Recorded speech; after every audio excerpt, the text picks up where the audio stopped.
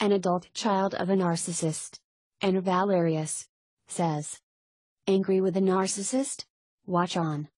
If you've done much reading here on my blog, you've perhaps noticed that I focus on the what, not the why of malignant narcissism.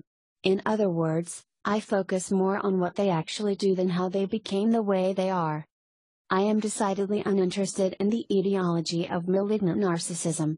This is not because I'm an incurious person. This is because I recognize that we can never know to any degree of true certainty all the factors that went into the birth of evil. God refers to the mystery of iniquity rather than explain reasons for its existence, therefore it is very unlikely that we finite and mortal beings are better than God at divining the mystery of evil.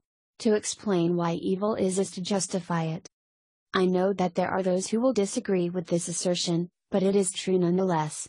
It is impossible to explain how evil came into being without, in some substantive way, lessening it.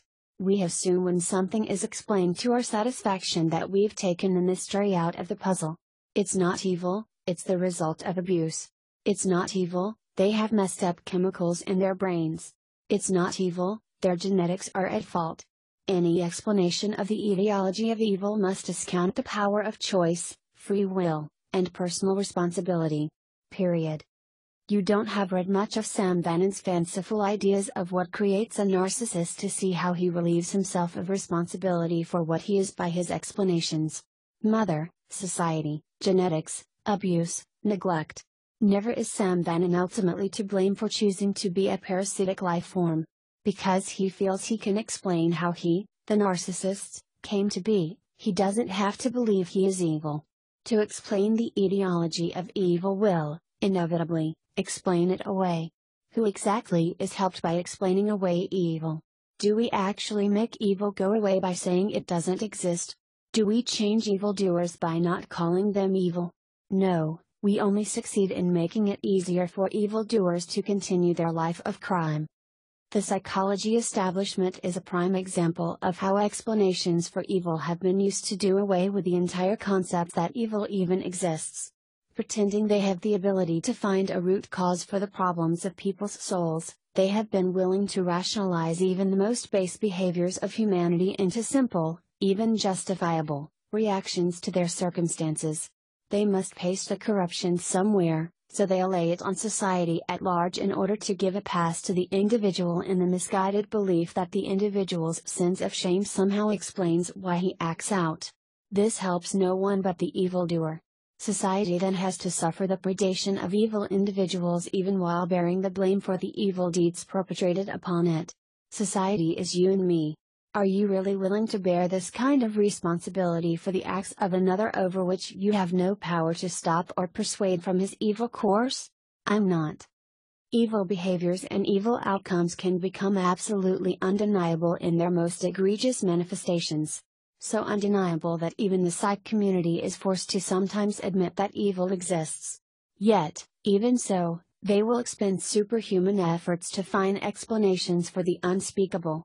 They are so adverse to the idea that human evil exists, and that it is volitional, that they can become extremely creative at finding explanations. It seems that evil in our midst stirs up very powerful emotions in us. Thus, it can cause us to reflexively try to explain it away, at least in part, so we can settle our own internal maelstrom of emotions evoked by evil deeds witnessed or received. Many, especially Christians, try to calm their internal storm by looking for explanations in order to feel pity or compassion for the evildoer. Notice, again, how we instinctively know that to explain evil will somehow lessen it or reduce its impact on us. We want to feel good about ourselves, so we try to lessen the culpability of the evildoer so we can settle our own angry feelings. We think that our negative feelings about the evildoer is some kind of condemnation of ourselves rather than the perp. We need to get over that. It is our discomfort with our own feelings which often drives us to search for a place of understanding because we hope that by understanding we will calm the savage seas of our own emotions. For various reasons people feel guilty for having negative feelings, especially anger. Denying your anger, or trying to subvert it by understanding how the malignant narcissist became what they are is not going to get you where you want to go. Your anger is not wrong. Your anger is a sign that you recognize the crimes which have been committed against you or those you love.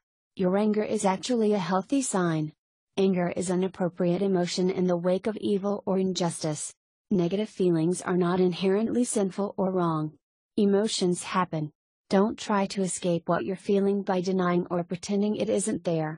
Acknowledge it. What you do with your emotions is where right and wrong come into the picture. Obviously, being angry isn't justification for abusing someone or doing wrong ourselves. I am of the firm opinion that certain things should outrage us. Evil acts should make us angry. It is an appropriate and reasonable response to injustice and malicious acts. It is a sign that you respect yourself, or others, when you rise up in outrage at egregious behavior. Acknowledge what you feel and don't be afraid of your own strong reactions to evil. Negative feelings should serve as a sign telling you that something is seriously out of whack. That is where your forebrain is supposed to come in. Emotions are not intelligent or mature. They are signals sent from primitive places in our brains. So what to do with them? Acknowledge they are what they are. Then, you apply your reasoning ability to the situation. What is the injustice? What can you do to deal with the situation to remove the threat? Is it time to bring in a law? Is it time to remove yourself? Don't be afraid of your strong reactions. Use them to motivate you to change the circumstance, legally and morally. Don't get sidetracked by your negative emotions into trying to understand the incomprehensible. You will not help the narcissist by understanding how he became malignant. You will not help yourself either.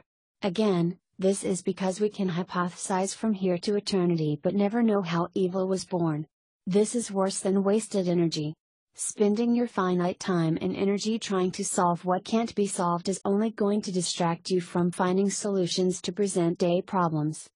Don't fall for what passes for truth by the prescribers of false righteousness. They want peace at all costs. They are willing to overlook the crimes of abusers in order to keep things looking good on the surface. They want you to screw yourself by pretending someone didn't injure you, steal from you, slander you, etc. They demand you submit to bad treatment so they don't have to deal with anything as messy as your hurt or angry feelings at having been crapped on and screwed yet again. See what I'm saying? These people who condemn your negative feelings are demanding you put up with being raped. They are demanding your silence. In fact, in a real sense, they are piling on with the narcissist. They don't want to be inconvenienced by your justifiable reactions to evil deeds done to you or yours. Do not give moral weight to the opinions of someone who is only studying their own convenience and therefore willing to subvert justice in the name of a false peace or truce with evil. Give up your quest to find peace at the cost of honesty. Be honest with yourself about what you feel. Attempts to lessen the guilt of the guilty is an illegitimate way to cope with your negative reactions to them. Accept the truth that a decent person should be angry and outraged at perverted and evil behaviors.